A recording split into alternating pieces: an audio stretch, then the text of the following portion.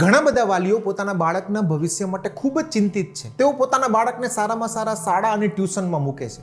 ત્યાં એ શું ભણશે? Science ભણશે, maths ભણશે, વિવિધ લેંગ્વેજ ભણશે, સોશિયલ બધી વસ્તુઓ ભણશે. એનાથી એ પૈસા કમાઈ શકશે, થોડો આગળ વધી શકશે. અને એનાથી વધારે આગળ અમુક માતા પિતા સ્વિમિંગ કરાવે છે, કરાટે કરાવે છે, સંગીત શીખવે છે પોતાના બાળકને. પરંતુ 21મી સદીમાં તમારા બાળકને એડજસ્ટ કરવો હશે તો એને એક અલગ સ્કિલ શીખવવી પડશે.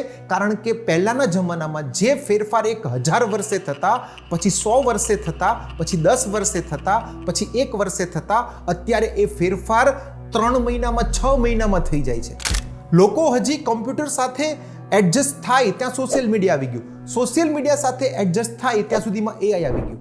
તમારું બાળક જો આટલા ઝડપથી આગળ વધતા વાતાવરણને અનુકૂળ થવાની ક્ષમતા નહીં ધરાવતું હોય, એ સતત નવું લર્નિંગ નહીં કરતું હોય, તો 21મી સદીના ભવિષ્યમાં એ સુખી અને સફળ નહીં થઈ શકે. આપના બાળકમાં 21મી સદીની એ સ્કિલ આવે એના માટે રોજની 10 મિનિટની એક્ટિવિટી કઈ કરવી એના માટેનો અમે કોર્સ બનાવ્યો છે. પેરેન્ટિંગ વેદા અમારી એપ્લિકેશનનું નામ છે.